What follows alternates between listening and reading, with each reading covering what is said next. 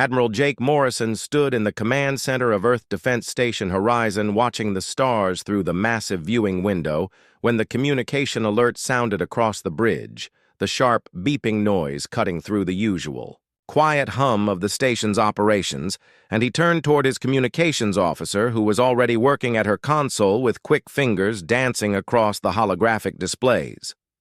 "Sir, we have an incoming transmission from unknown vessels.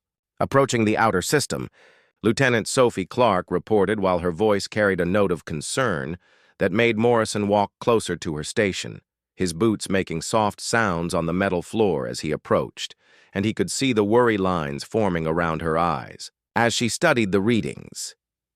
"Put it on the main screen," Morrison ordered, and crossed his arms over his chest as the large display at the front of the command center flickered to life, showing the image of something that made everyone in the room go silent, because standing before them was a creature unlike anything they had ever seen before, with pale blue skin and 4 arms ending in clawed hands, while its large black eyes stared directly at them without blinking.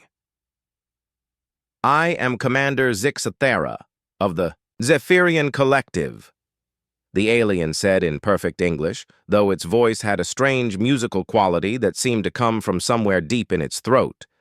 And Morrison noticed how the creature's mouth barely moved when it spoke, as if the words were being formed by some other means entirely. Captain Lisa Brooks, who had been studying star charts at a nearby table, immediately moved to stand beside Morrison, her hand resting on the weapon at her side, even though she knew it would be useless against whatever technology had brought these aliens to their doorstep, and she whispered quietly, "Admiral, we're detecting at least 50 ships in formation just outside our sensor range." The alien commander continued speaking without seeming to notice the activity on the human bridge, and its words carried the weight of absolute authority as it delivered what could only be called an ultimatum. "Your species has expanded beyond the boundaries set by the collective, and this cannot be allowed to continue any further." Morrison felt his jaw tighten as he listened to the creature explain how humanity had grown too aggressive in their colonization efforts and how they posed a threat to the established order that the Zephyrian Collective had maintained for thousands of years across this section of the galaxy, and he realized that this was not a first contact situation, but rather a judgment that had already been decided. "You have 30 of your standard days to surrender all human colonies outside your home system and submit to collective rule," Zixathera announced, while its 4 arms moved in gestures that seemed to have meaning, though Morrison could not understand what they represented. "Failure to comply will result in the complete destruction of your species," Dr. Kevin Walsh, who served as the station's chief scientist, had been taking notes during the transmission, and he stepped forward with his tablet in hand, showing readings that made Morrison's blood run cold. Because the energy signatures coming from the alien fleet were unlike anything in human technology and far more powerful than their most advanced weapons. "Admiral," Walsh said quietly, so only Morrison and Brooks could hear, "their ships are generating power levels that suggest they could destroy our entire fleet without taking significant damage, and we're detecting similar formations around New Texas and Haven Prime." The alien commander seemed to sense their discussion, and its large black eyes focused directly on Morrison as if it could see straight through him to read his thoughts. "We have studied your species and know that you call yourselves warriors, but you have never faced anything like the collective before." Morrison stepped forward until he was directly in front of the main screen and looked straight into those alien eyes without showing any of the fear that was building in his chest, because he knew that showing weakness now would only encourage these creatures to make their demands even harsher than they already were. "I am Admiral Jake Morrison of the Earth Defense Forces," he said in his strongest voice, while making sure every word was clear and firm. "Humanity does not surrender to threats, and we will not abandon our colonies no matter what consequences you believe you can bring against us." The alien's expression did not change, but Morrison thought he saw something, like surprise flicker across those black eyes as if Zixathara had not expected such a direct refusal to their ultimatum, and the creature tilted its head slightly to one side in a gesture that seemed almost curious. "Your response is not unexpected," the alien said after a moment of silence that seemed to stretch on forever. "Most species require a demonstration of our power before they accept the wisdom of surrender, and you will have your demonstration very soon." Brooks moved closer to Morrison and spoke quietly into his ear.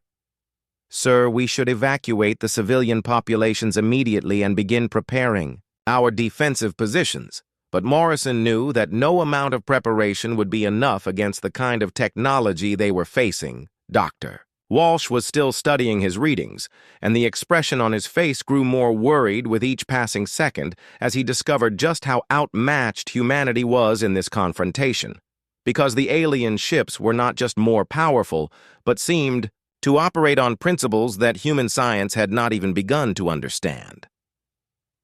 30 days. Zixathara repeated, and then the transmission ended, leaving the command center in complete silence, except for the quiet humming of the station systems and the sound of people breathing as they tried to process what had just happened to their world. Morrison turned to face his senior staff and saw the same mixture of fear and determination in their eyes that he felt in his own heart, because they all knew that humanity was about to face its greatest challenge, and there was no guarantee that any of them would survive what was coming next. "Begin immediate evacuation procedures for all civilian populations," Morrison ordered while his mind was already working on strategies that might give humanity some small chance of survival. "And send word to all fleet commanders that we are now at war with an enemy that wants to destroy everything we have built." The attack came exactly 30 days later when the sun was rising over the Pacific Ocean, and most of Earth's population was just beginning their daily routines, unaware that death was falling from the sky in the form of energy beams that turned everything they touched into glowing plasma and left nothing but empty space where cities had stood just moments before. Commander Ryan Parker was eating breakfast in the Luna Base cafeteria when the emergency alarms began screaming throughout the facility, and he dropped his coffee cup as he ran toward the command center, his boots pounding against the metal floors while other officers rushed past him with expressions of terror and determination mixed together on their faces. "Report!" Parker shouted as he burst through the command center doors and saw Lieutenant Amy Foster working frantically at her console while displays all around the room showed the horrifying reality of what was happening to humanity's colonies across the solar system. "New Texas is under heavy bombardment, sir," Foster reported without looking up from her screens because she was too busy coordinating evacuation efforts for the 2 million people who lived on the agricultural world. "They started hitting population centers first, and now they're targeting the underground shelters." Parker watched the tactical display and felt his heart sink as he saw the red dots representing Zephyrian ships moving in perfect formation around New Texas, while streams of energy poured down from orbit like deadly rain that turned the planet's surface into molten glass, and he knew that most of those people would never make it to safety. Captain Ben Richards was commanding the destroyer UHS Defiance when the alien fleet appeared around Haven Prime, and he immediately ordered his ship to intercept the largest enemy vessel, even though he knew it was a suicide mission, because someone had to try to protect the colony ships that were desperately trying to escape from the planet's orbit. "All power to forward shields and weapons," Richards commanded, while his crew worked with desperate efficiency to prepare their ship for a battle they could not possibly win. "We're going to ram that dreadnought and take it down with us."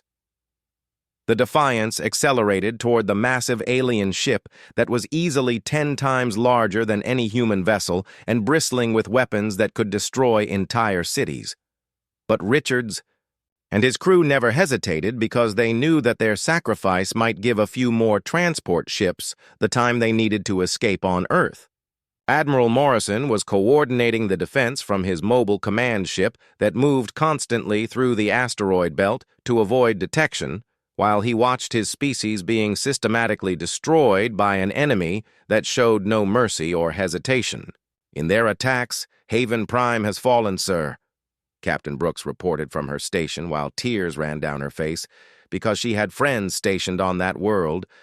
The colony ships made it out, but we lost the entire defensive grid and most of the ground installations. Morrison closed his eyes for a moment and tried to push down the rage that was building in his chest because anger would not help his people survive what was happening to them, and he needed to stay focused on finding some way to fight back against an enemy that seemed invincible. Colonel Kate Stevens was leading the ground defense on Haven Prime when the orbital bombardment began, and she immediately ordered her troops to fall back to the underground tunnel network that had been built for mining operations, because staying on the surface meant certain death from the energy beams that were turning everything above ground into smoking craters. "Keep moving," Stevens shouted to her soldiers as they ran through the dark tunnels while explosions echoed from above, and dust rained down from the ceiling with each impact. "We're not giving up this planet without a fight." The Zephyrian ground forces that landed after the bombardment expected to find a broken and defeated enemy, but instead they encountered humans who fought with a fury that surprised their alien commanders, using improvised weapons and guerrilla tactics that seemed to come from pure desperation and anger. Dr. Elena Martinez was working in her hidden research station deep in the asteroid belt when she received the first samples of Zephyrian technology from a boarding party that had managed to capture some alien equipment before their ship was destroyed, and she immediately began studying the strange materials and energy patterns that seemed to follow laws of physics she had never seen before. "This is incredible," Martinez whispered to herself as she examined the alien weapon components under her microscope and saw crystalline structures that seemed to generate their own energy while somehow remaining stable despite containing forces that should have torn them apart back on Luna Base. Commander Parker was preparing for the inevitable assault that would come when the Zephyrians finished destroying the outer colonies and turned their attention to Earth's moon, and he knew that his small garrison would not be able to hold out for long against the kind of firepower that had destroyed New Texas. "Sir, we're detecting incoming ships," Foster reported, while her voice remained steady despite the fear that everyone could see in her eyes. "Estimated time to contact is 6 hours. Parker nodded and began issuing orders for the final defensive preparations, while he tried not to think about how many good people had already died in this war that humanity was losing so badly, because dwelling on losses would not help him protect the scientists and engineers who were still working frantically to find some weakness in Zephyrian technology. The UHS Defiance managed to reach the alien dreadnought before being destroyed, and Captain Richard succeeded in his suicide mission when his ship's reactor overloaded and took out a section of the enemy vessel's hull, proving that Zephyrian ships could be damaged even if it required the ultimate sacrifice. Morrison received the news of Richard's success and felt a small spark of hope because it meant the aliens were not completely invulnerable, and he immediately began planning operations that could exploit this knowledge, even though he knew the cost in human lives would be terrible. Colonel Stevens and her remaining troops had established a base in the deepest part of Haven Prime's tunnel network where they could strike at Zephyrian supply lines and communication equipment, using their knowledge of the underground system to move unseen while the aliens controlled the surface. "They think they've won this planet," Stevens told her officers during their first planning meeting in the hidden base. "But we're going to show them that humans don't give up just because the odds are against us." Lieutenant Foster was evacuating the last group of Luna Base personnel when the Zephyrian ships finally arrived and began their assault on the moon's defensive installations, and she stayed at her post coordinating the escape routes until the very last moment before running to her own transport doctor. Martinez made her first breakthrough when she discovered that Zephyrian energy weapons used a frequency that could be disrupted by human technology if they could find the right combination of materials and energy patterns, and she immediately began working on prototypes that might give humanity its first real weapon against their enemies. Admiral Morrison watched the tactical displays showing Zephyrian fleets positioned around every major human world and felt the weight of his species' survival resting on his shoulders. Because he was running out of options and time while his people died in numbers that grew larger with each passing hour. "We're not broken yet," Morrison said to his staff as they prepared to begin the underground resistance that would be humanity's only hope for survival. "And we're going to make these aliens regret the day they decided to attack the human race." 6 months had passed since the Zephyrian invasion began, and the aliens controlled every major human colony, but they were starting to realize that conquering human territory was very different from actually controlling the human population, because the resistance movements that had formed in the underground tunnels and hidden bases were causing problems that their previous conquests had never presented. Colonel Kate Stevens had built an extensive network of fighters throughout Haven.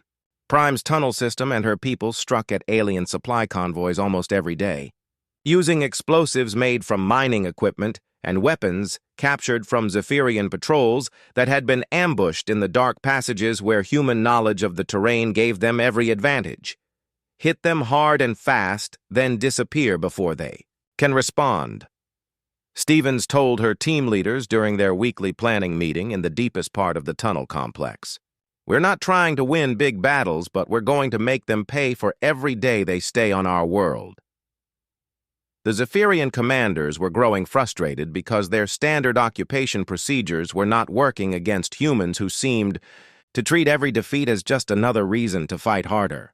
And they had never encountered a species that became more dangerous when their situation grew more desperate. Dr. Veltar was the collective's leading expert on conquered species, and he had been brought to the human conflict zone to study why these creatures refused to surrender even after their military forces had been completely defeated. Because every other race in Zephyrian experience had accepted their fate once they realized resistance was hopeless. "Their behavior patterns do not match any species in our database," Veltar reported to his superiors while reviewing combat footage from Haven Prime and other occupied worlds. When faced with overwhelming force, most species seek to minimize casualties, but humans seem to interpret losses as motivation for increased aggression.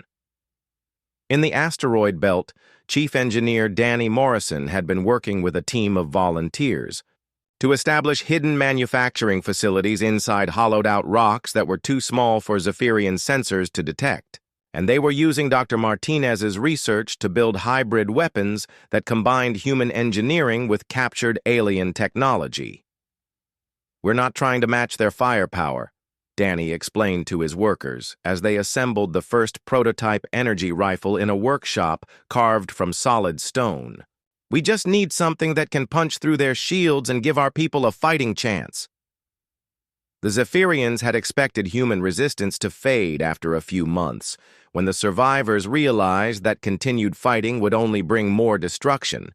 But instead, the attacks were becoming more coordinated and effective as human fighters learned to use captured alien equipment against its original owners. Captain Lisa Brooks was leading a team of commandos on a dangerous mission to infiltrate a Zephyrian research facility on the edge of human space where intelligence reports suggested the aliens were studying human psychology and biology, trying to understand why their conquest was taking so much longer than planned. "Remember, we're not here to destroy the facility," Brooks whispered to her team as they approached the alien base using captured Zephyrian transport ships. "We need those research files to understand what they know about us and what they're planning next."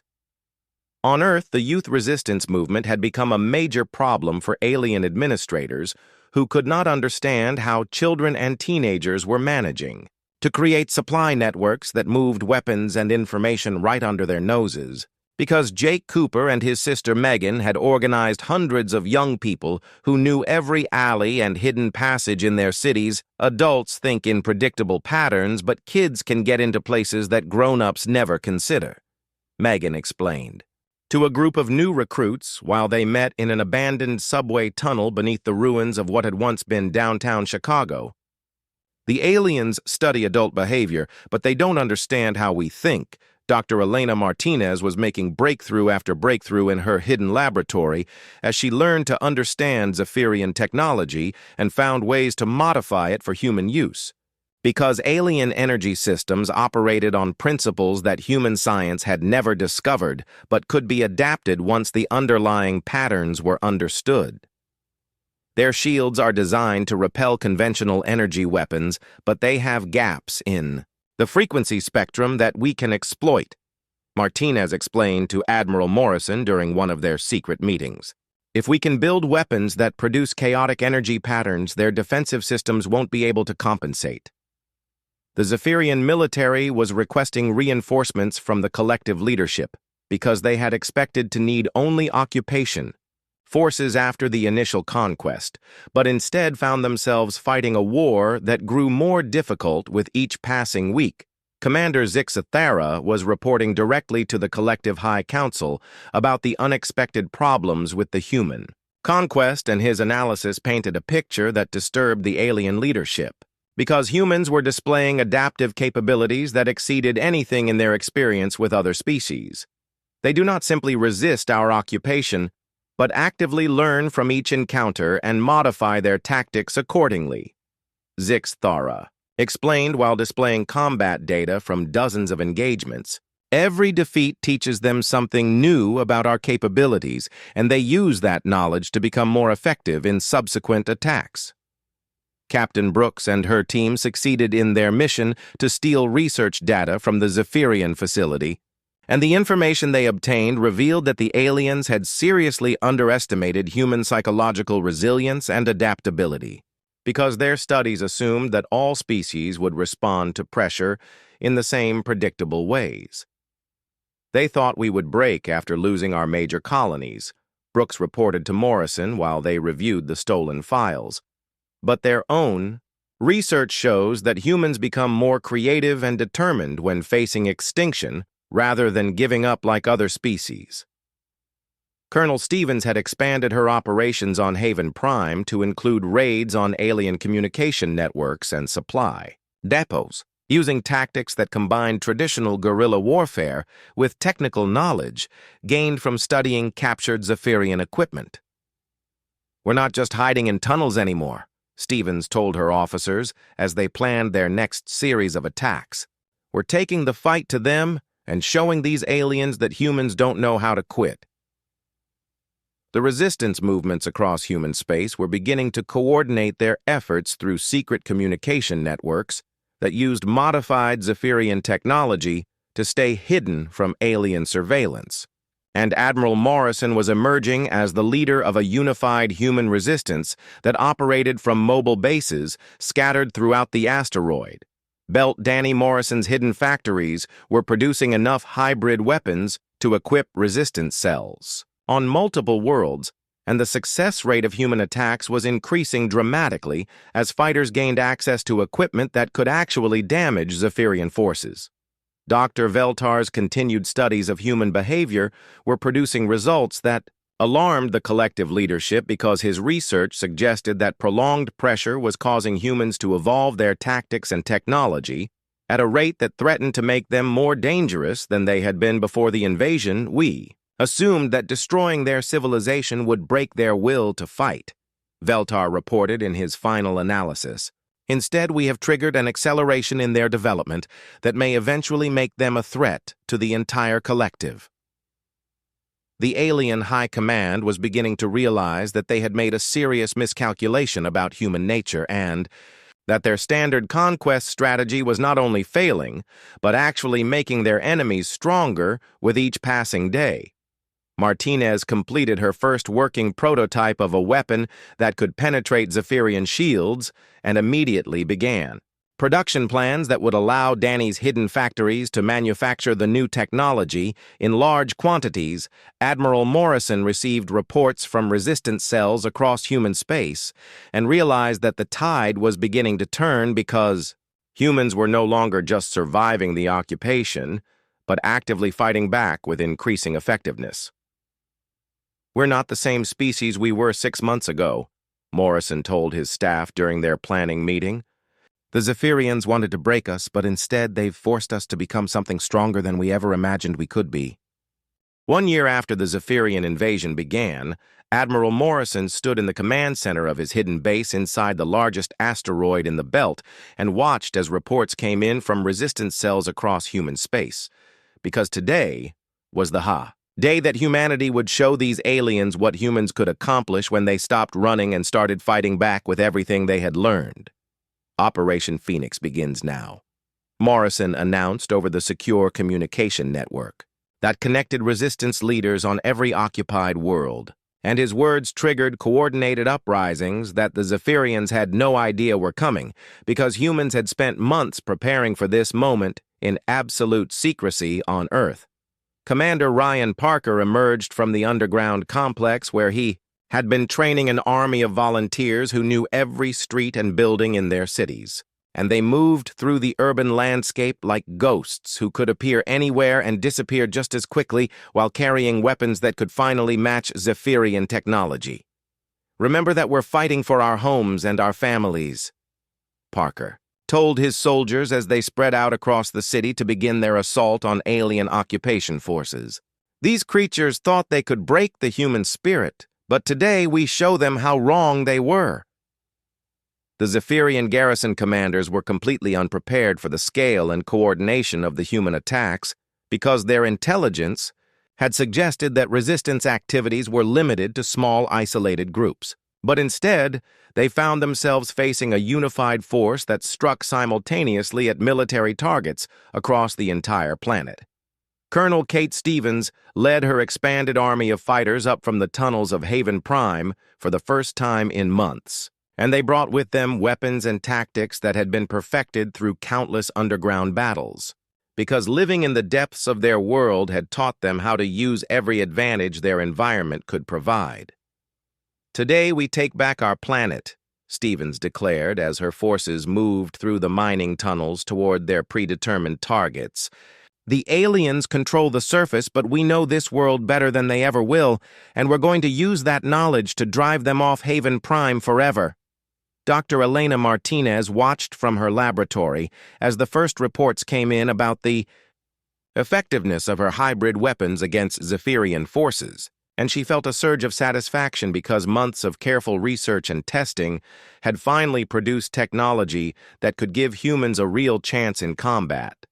The new energy rifles that Danny Morrison's hidden factories had been producing were proving their worth as human fighters discovered that they could penetrate alien shields and armor with weapons that had been built from a combination of human engineering and captured Zephyrian components. Captain Amy Foster commanded the newly constructed warship UHS Retribution as it emerged from its hiding place behind one of Jupiter's moons and engaged a Zephyrian patrol squadron, because the hybrid technology that powered her ship made it capable of matching alien vessels in direct combat for the first time since the war began. "All weapons fire at will," Foster ordered as her ship accelerated toward the enemy formation, and her crew worked with precision that came from months of training in secret while they prepared to test human hybrid technology against the best the Zephyrians could offer. The space battle that followed proved that humans had finally developed the capability to fight their enemies on equal terms because the Retribution not only survived the engagement but actually destroyed 2 Zephyrian ships while taking only minor damage from their return fire. Dr. Veltar was monitoring the human uprising from his research station and sending increasingly urgent reports to the collective high command as he realized that everything he had predicted about human psychological development was coming true in ways that threatened the entire structure of Zephyrian power. "The humans have not only adapted to our occupation, but have used the pressure we applied to force their own evolution into something far more dangerous than they were before we attacked them," Veltar reported while reviewing combat data that showed human forces achieving victory ratios that should have been impossible. Commander Zix Thera found himself facing the first major defeat in his military career as human forces retook Luna Base using tactics and weapons that his troops had never encountered before, because the humans had learned to fight like guerrillas while armed with technology that could match Zephyrian equipment. The liberation of Luna Base became a symbol of human resurgence that inspired resistance fighters across the solar system and beyond, because it proved that the aliens could be defeated in direct combat when humans had the right weapons, and used them with the tactical intelligence that a year of underground warfare had developed. Captain Lisa Brooks was leading deep strike missions into Zephyrian territory beyond human space and gathering intelligence about the collective's other conquests, because Morrison had realized that understanding the full scope of alien power was essential for planning humanity's next moves in what had become a much larger war. The collective controls dozens of species across this entire sector of the galaxy, Brooks reported after returning from her reconnaissance mission, but our sources indicate that other conquered races are watching what we're doing and starting to wonder if resistance might be possible for them too. On Haven Prime, Colonel Stevens had successfully pushed Zephyrian forces back from the major population centers and established secure zones where human civilians could begin rebuilding their lives, because the combination of tunnel warfare tactics and hybrid weapons had proven devastatingly effective against alien occupation forces. The youth resistance movement led by Jake and Megan Cooper had evolved into a sophisticated intelligence network that provided real-time information about Zephyrian movements and plans, because their knowledge of urban environments had proven invaluable for coordinating the larger resistance operations. Admiral Morrison received confirmation that human forces had achieved their primary objectives in the first phase of Operation Phoenix, and he began planning the next stage of operations that would carry the war beyond the solar system. Because humanity was no longer content to simply defend their territory. "We've proven that we can fight back successfully," Morrison told his senior staff during their victory celebration. "Now we need to take the war to them and show the collective that humans are not going to be satisfied with just getting our colonies back." The Zephyrian High Command was meeting in emergency session to discuss the catastrophic failure of their human conquest and the implications for their control over other species throughout their territory, because if humans could successfully resist, then other conquered races might begin to question collective authority. Dr.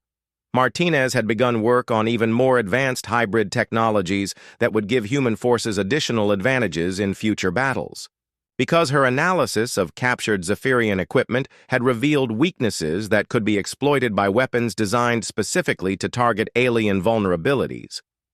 Danny Morrison was expanding his manufacturing operations to produce ships and heavy weapons in addition to personal equipment, because the success of Operation Phoenix had demonstrated that humans were ready to move beyond guerrilla warfare and begin fighting the kind of major battles that could decide the outcome of the entire war. Commander Parker was preparing his Earth-based forces for the next phase of operations while coordinating with resistance leaders on other worlds to ensure that human forces could maintain the momentum they had gained through their successful uprising. The Zephyrians attempted to negotiate a ceasefire through diplomatic channels, but Admiral Morrison rejected their overtures because he knew that any pause in fighting would only give the aliens time to reinforce their positions and develop countermeasures to human hybrid technology. "We tried diplomacy a year ago, and they answered with genocide," Morrison responded to the alien peace proposal. "Now we're going to finish what they started and show them that humans don't forgive or forget when someone tries to destroy everything we've built." The complete liberation of human space was accomplished within 2 months of Operation Phoenix, as Zephyrian forces found themselves unable to maintain control against human forces that had become more effective fighters than anyone had believed possible. 2 years after the Zephyrian ultimatum, Admiral Morrison commanded a fleet of hybrid warships that moved through space toward collective territory with the confidence of predators who had learned that their prey was not as dangerous as it had once seemed, because humanity was no longer fighting for survival, but had begun the systematic destruction of an empire that had ruled this sector of the galaxy for thousands of years. The roles had completely reversed since the early days of the invasion when human forces were scattered and desperate, and now it was Zephyrian commanders who found themselves retreating from system after system as human technology and tactics proved superior to everything the collective could bring against them.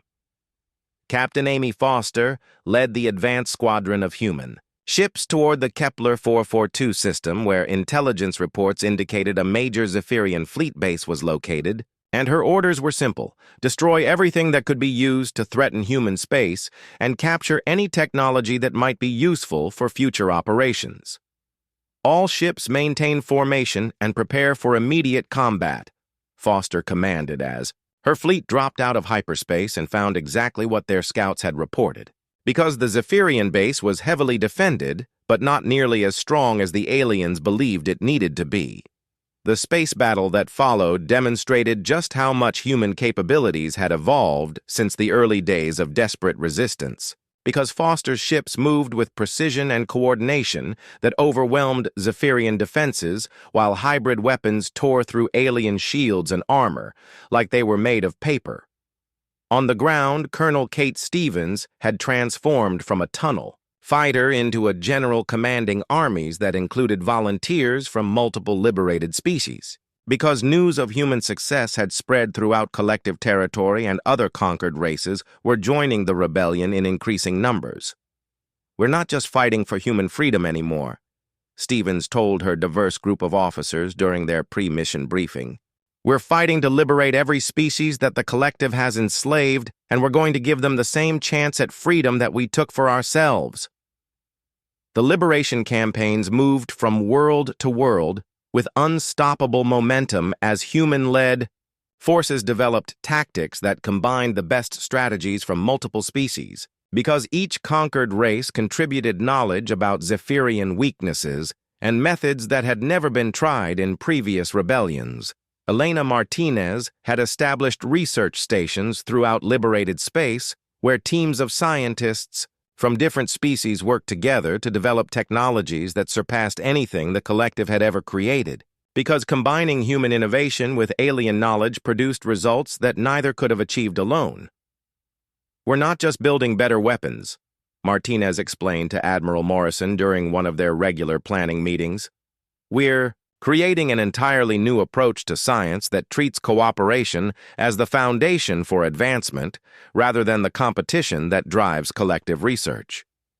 Danny Morrison's manufacturing operations had grown to include shipyards hidden throughout the asteroid fields of multiple star systems, and his production facilities were turning out warships and equipment faster than the Zephyrians could destroy them, even when they managed to locate and attack human industrial centers.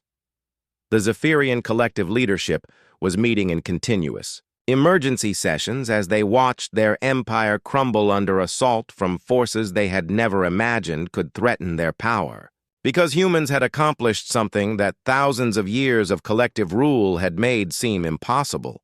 Commander Zix Thara was leading the collective's last major fleet in a desperate attempt to stop human advance toward the Zephyrian home system.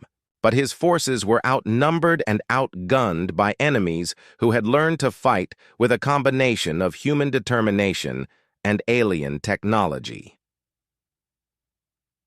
"We underestimated them at every step," Zixathara admitted to his subordinates as they prepared for what they all knew would be their final battle.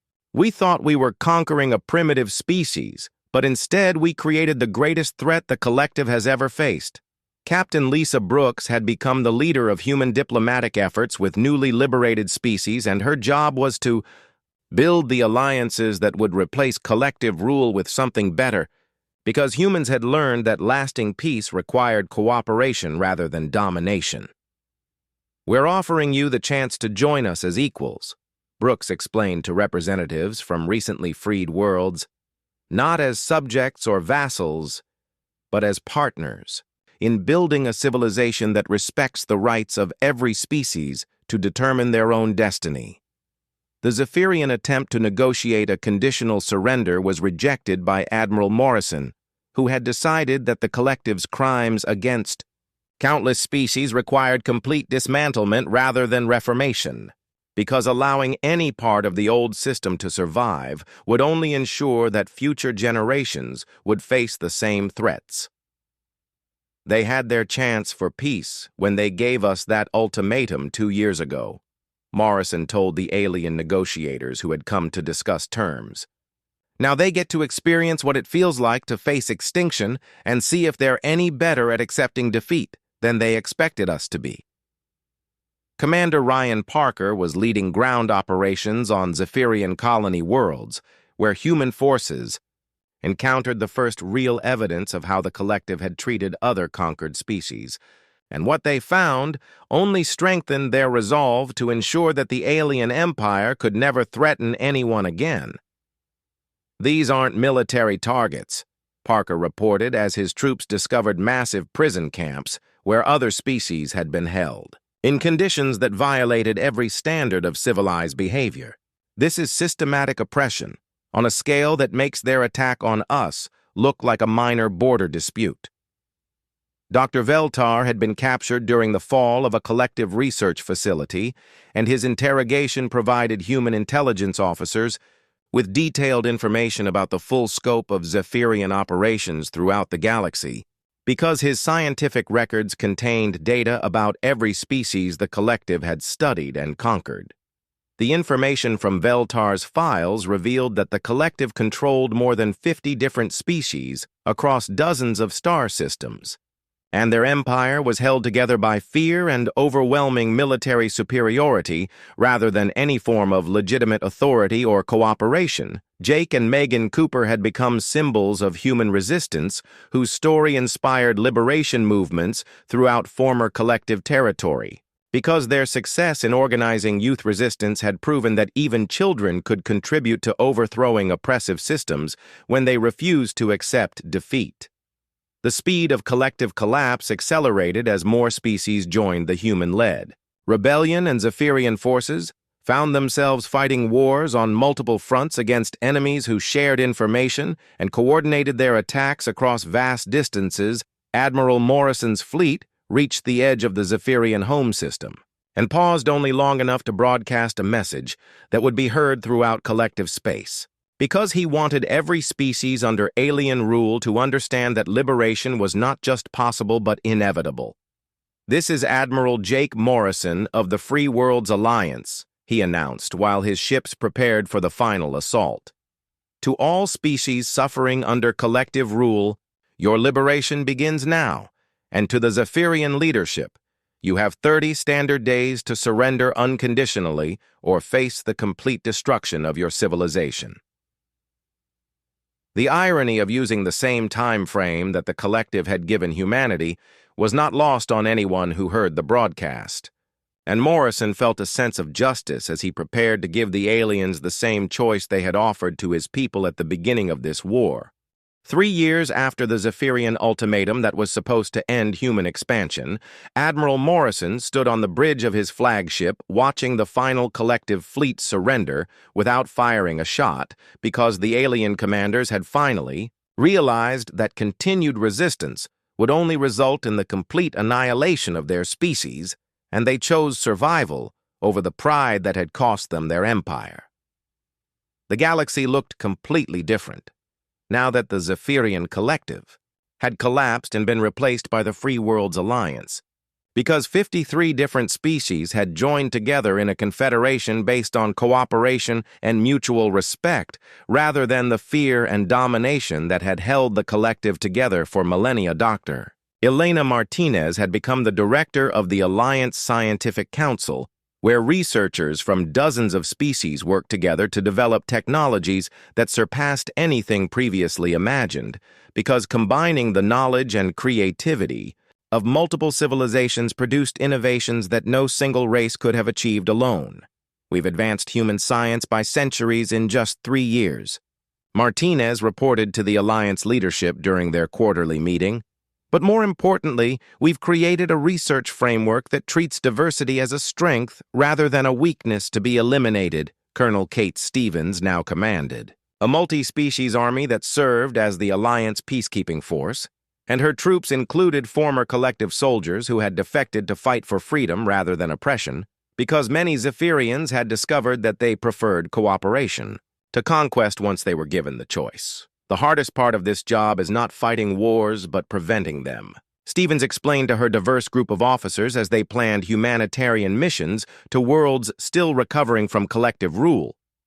"We're trying to build something that has never existed before in this part of the galaxy," Captain Amy Foster led exploration fleets that pushed into uncharted regions of space where no collective forces had ever traveled, because humanity's drive for expansion had not been diminished by their victory, but had instead been transformed into a desire to discover what lay beyond the boundaries of known space.